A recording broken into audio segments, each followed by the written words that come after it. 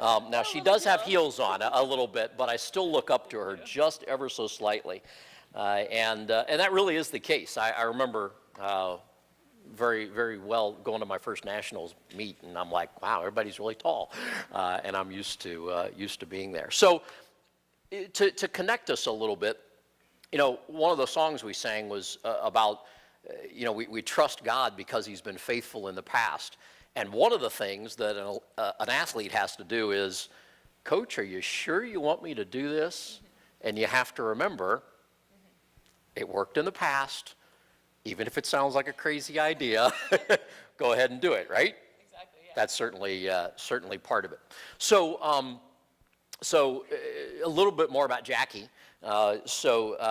She is mainly a freestyler, 50, 100, 200, gets a little long though, doesn't it?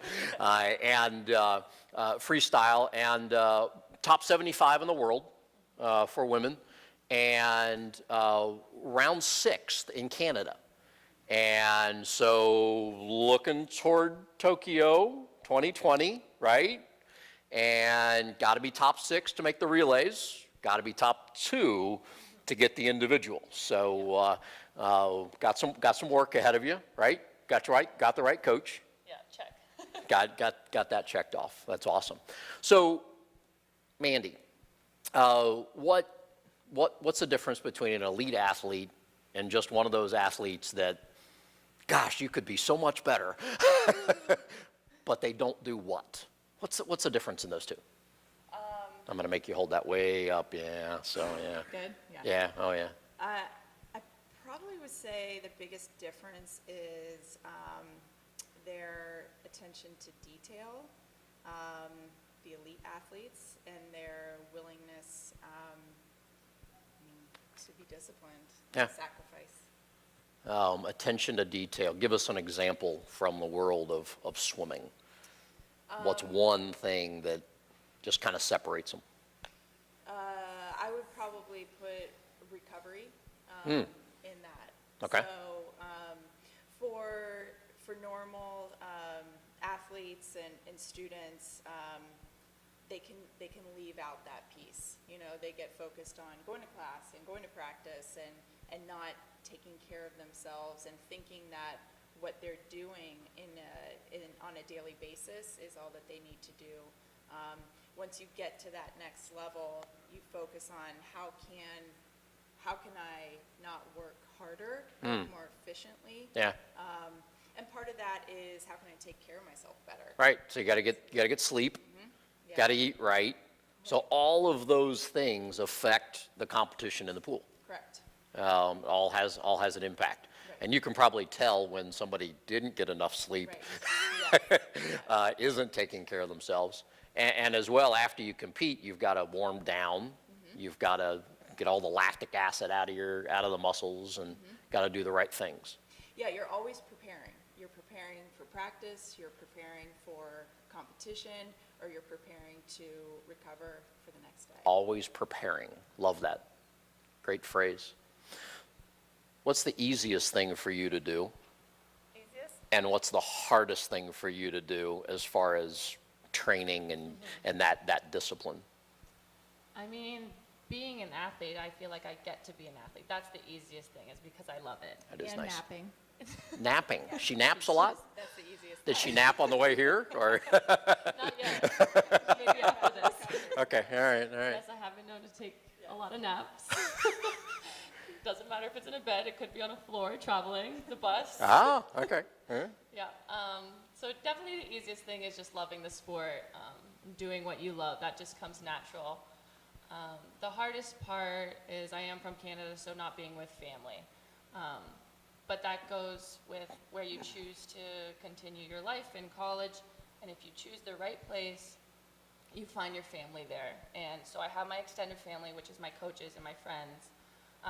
And then I have my family back home. So. What do you have to say yes to as an elite athlete, and what do you have to say no to? Just a few examples in your own life. I mean, yes, you always have to stay on track. You have to get your studies done. You have to go to practice on time. You have to apply yourself at practice, which is huge. Things that I say no to is staying up late, the college lifestyle. A lot of the times you do have to say no, and that comes with discipline because you do want to hang out with your friends, you want to have fun. But again, if you love what you do, it's not hard to say no. What is it that, what is it that gets you up in the mornings? I mean, morning workout, you know? You've been doing morning workouts for forever Yeah. now at this point. What gets you up on a, you know, granted it's a little warmer here than in Canada in the wintertime, but Yeah. still, what gets you up on a cold winter morning to go get in that pool Yeah. at what time? We get in at 6. Okay. Have to, wake up 5:15, 5:30. Get in at 6. Yeah. Why do you have to wake up so early to get in at 6? I mean, You got to walk there. well, I guess that's gotta true make it if on you're time. if you're if you're far away. Really? Yeah. She gets really Yeah, you got to be there in the doors. okay. Yeah. So what gets me up in the What gets morning? you up? What? I just love it. I think when you choose a path that you love and that you genuinely have a lot of heart with, it's easy. And yeah, waking up at that time, you'd rather get a little more sleep. It's hard and your eyes are kind of heavy, but I really do enjoy swimming. I enjoy the path I've taken, and I'm thankful too, as well, for the opportunities. And I'm thankful for my parents who have given me everything, and I think it wouldn't be right to give everything I had with everything they've given me. So it is easy, in a way, to get myself there. To keep doing that. So what is it? Brag on Jackie for a minute. What is it that has helped her get, from your perspective, get to that next level in the sport? Her resilience, I think- Resilience, okay. Yes, with every athlete, there's ups and downs, and everything that has been thrown her way, she has been able to process, to learn from, and grow from, and get better from it. And her ability to, I'll bring up the 2016 Olympic trials. We were focused for an entire year just preparing for that competition, and she didn't make the team.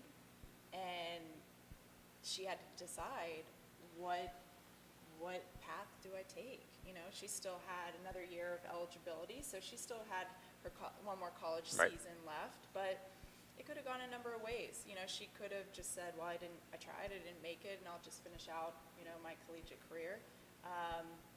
But she doesn't do that. She learned from it. She grew from a disappointment in not making the team and finished her final college season the best she's ever done. What was that about? I mean, talk about the the experience? disappointment of that, and then what? Yeah, I think we all kind of, go through life thinking this is going to go one way. That's, it's God's plan.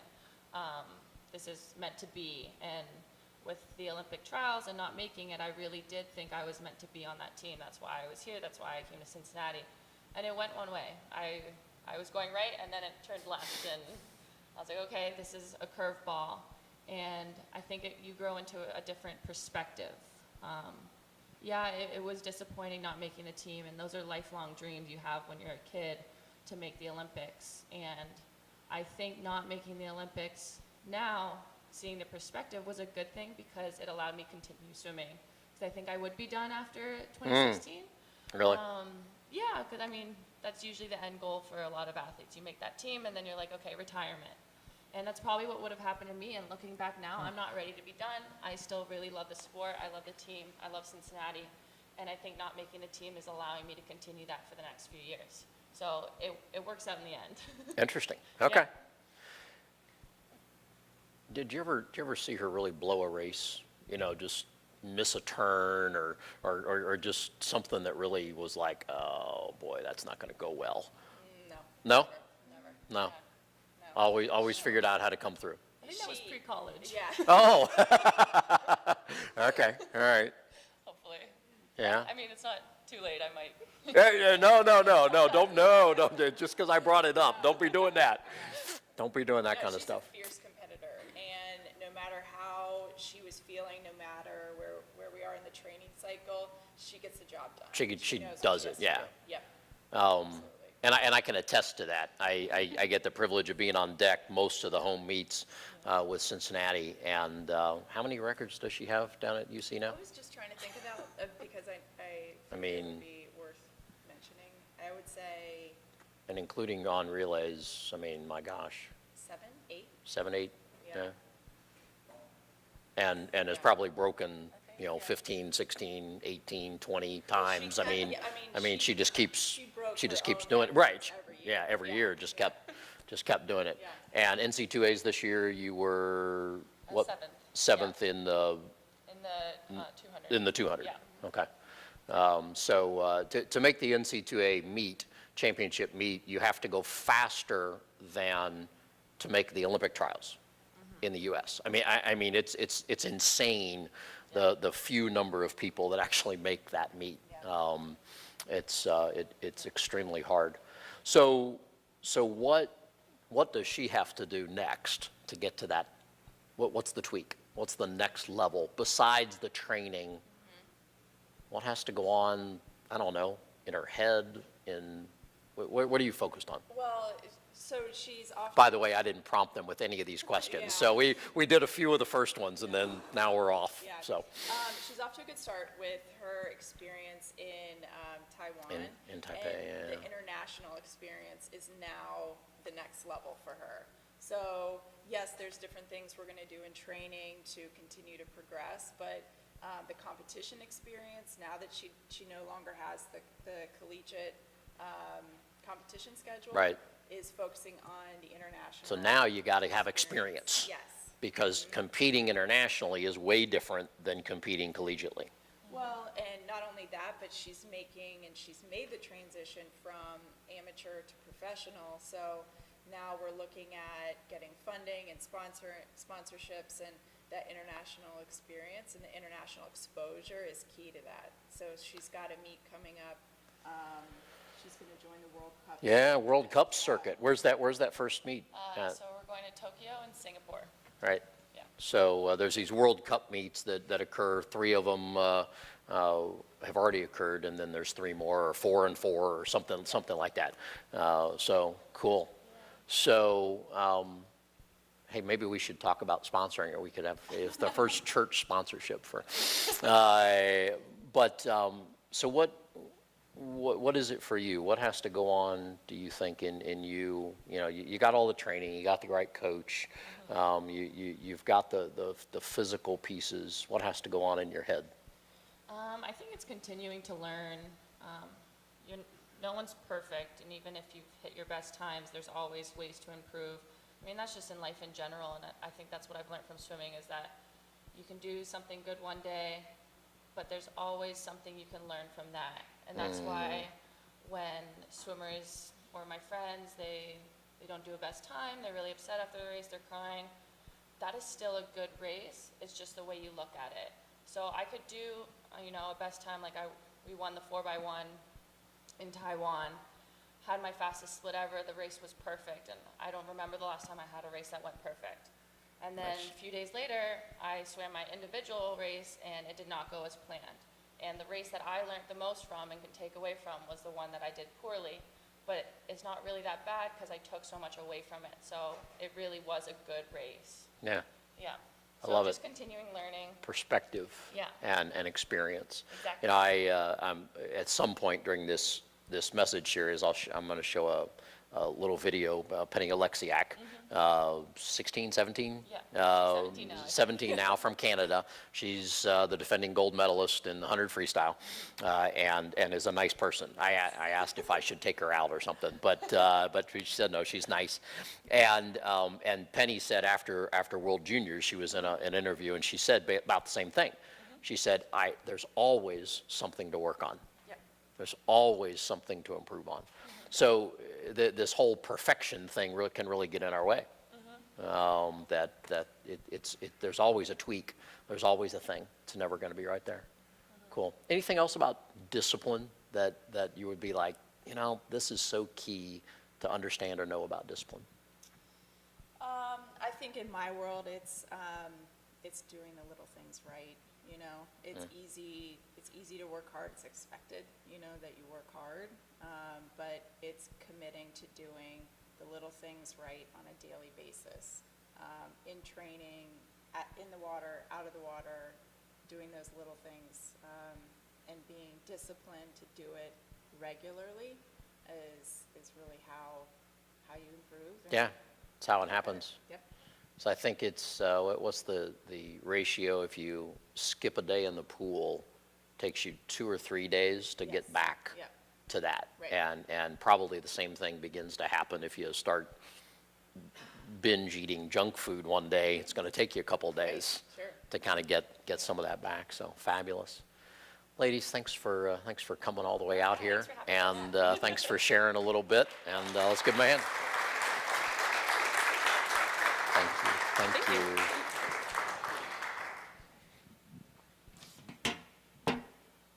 I don't know where all these mics are going, so you ladies will have to figure that out later. So, you know, we really do have a love-hate relationship with discipline as human beings. We love the results of discipline. We know we need discipline, but boy, there's some days we just don't feel like it. And yet we've got to keep going. You know, part of God's work in our lives is to bring about greater self-control and discipline.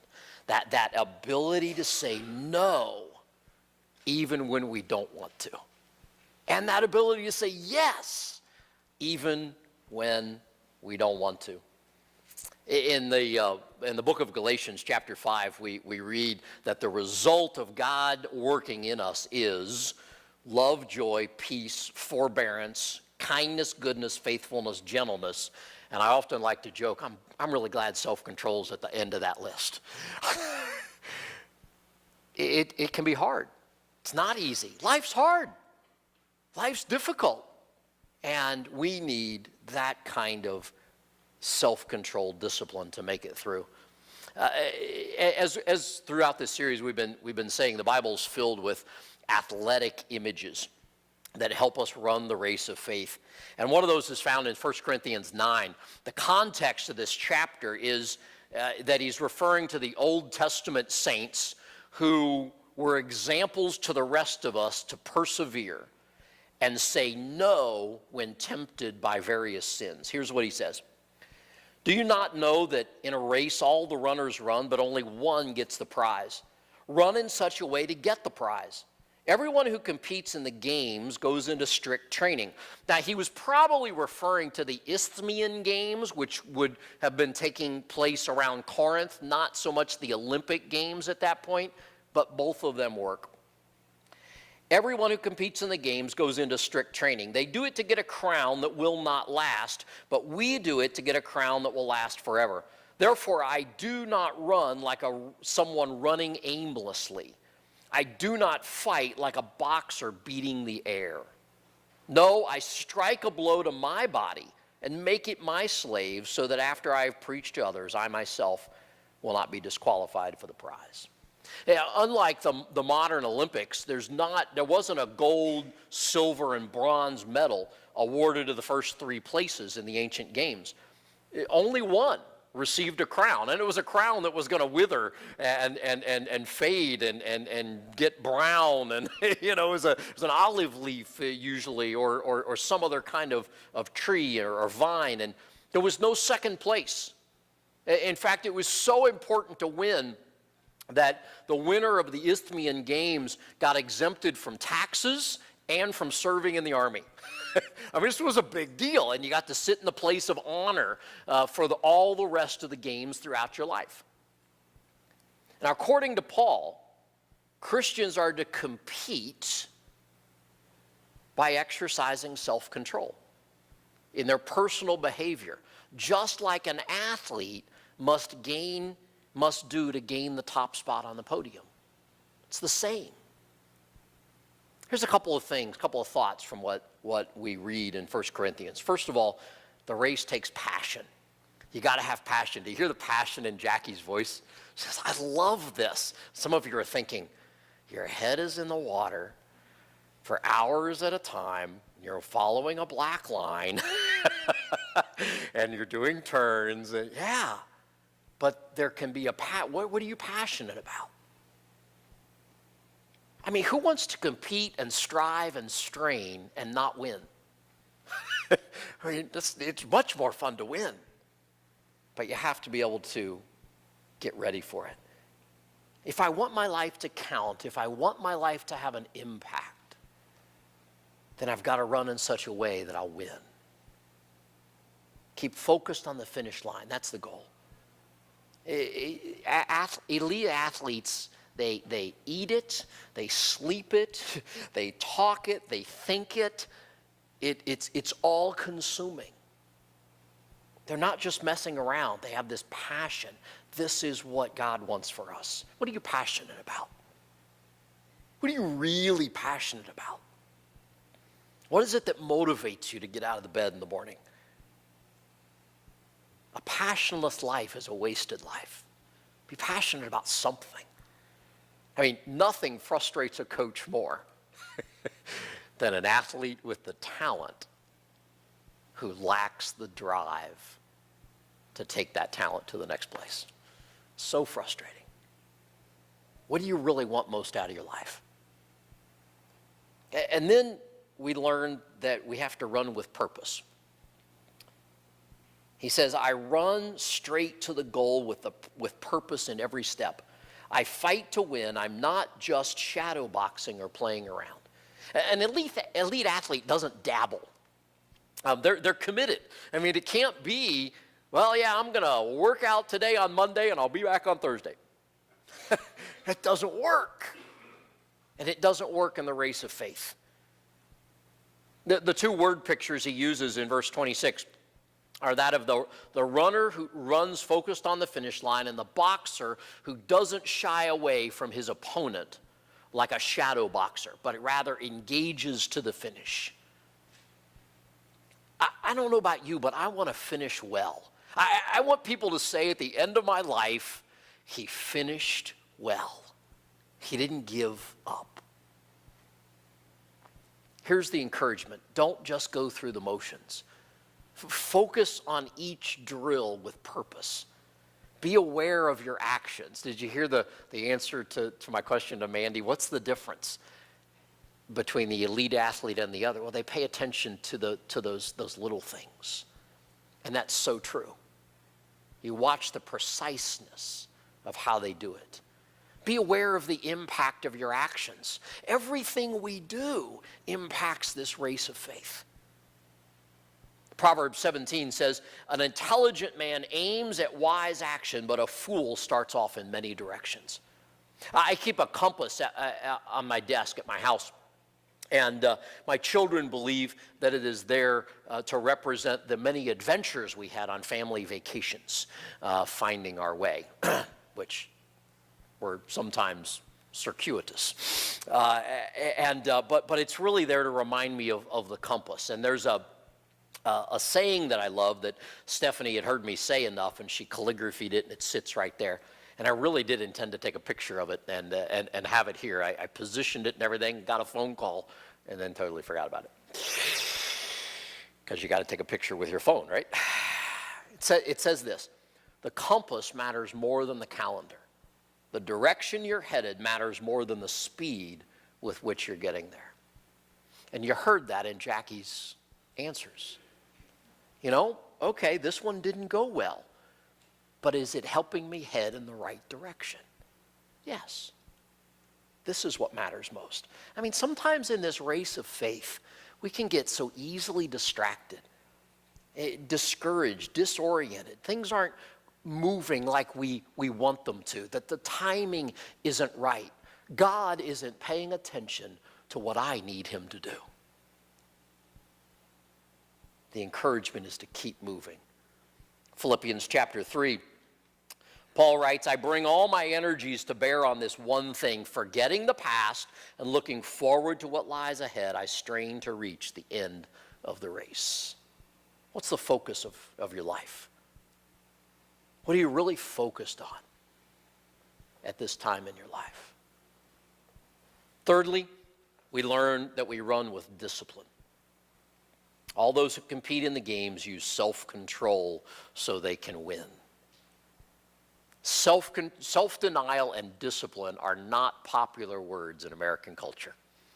Perhaps Canadian culture as well. Perhaps human culture around the world. Nobody has ever succeeded in life by doing just what they please. The difference between successful people and unsuccessful people is simply this: successful people are willing to do things and develop habits that unsuccessful people do not. They're not willing to pay the price. That's the difference, and it's a choice that we make. Successful people are willing to do things like make the extra call and do the extra practice and study the extra book and so on and so on. Stay for 20 minutes. Ask for extra help.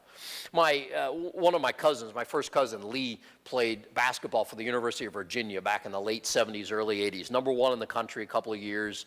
Really excelled as a team, although they never won the championship. And I learned later that Lee would stay after practice most days and run steps. He was sort of known as a slow white guy. And 6'5", had a point guard, great corner shot, but this is what he had to do. Ended up being the last guy cut from an NBA team, ended up playing in Europe for a couple of years because he was willing to do the extra. Take what talent God has given you and do something with it. How are we applying that to the race of faith? Because faith is going to last way longer than athletic competition. Jackie, you're closer to the end of your career than you are to the beginning of it. Every athlete's there at some point. What's going to last into eternity? You know, we want beautiful bodies without the sacrifice, without the choices. We want the thrill of success without the work. We want the blessings of God without making choices that God can bless. This discipline that we need. I mean, what kind of choices are you going to make? There's a choice you can make actually today, this week. We've got 3 small groups going on. One of them starts today. One of them already had one session, but you can jump in, and one of them's starts on Wednesday, mainly targeting ladies on Wednesday night. What kind of can you give 6 times 6 weeks or 6 times over 12 weeks, or for that discipline of reaching the goal of what are you doing to grow your faith? You can make a choice. Proverbs 13 says, lazy people want much but get little, while the disciplined are prospering. This is so true. The mark of a great achiever is discipline, self-control, the ability to say no to what is good in order to achieve the best. There was a psychological study several decades ago that followed small children to adulthood to see if they could predict success. And it was the marshmallow study is what it's known as. And so small children were taken into a room, and they would sit at a table, and they were given a marshmallow. They put a marshmallow in front of them. And the person said, now if you want, you can eat the marshmallow, or you can wait till I come back and I'll give you 2 marshmallows. Going to see who has the self-control, the self-discipline. And they followed these kids into adulthood, and they were able to predict who was going to really succeed at their choice of job. It was the ones who waited. The ones who didn't have the self-control weren't as successful. There's something to it. The last thing we learn is run with determination. Determination. Do whatever it takes to keep on going. Do whatever it takes. I'm not going to stop halfway. Back to Philippians 3. I keep trying to reach the goal and win the prize for which God called me through Christ to life, the life above. Determination, diligence, endurance. Great people are just ordinary people with an extraordinary amount of determination. There's nothing special about people who succeed. They're determined. How will you say with Paul, who wrote to his young protege, Timothy, I've finished the race, I've kept the faith? How will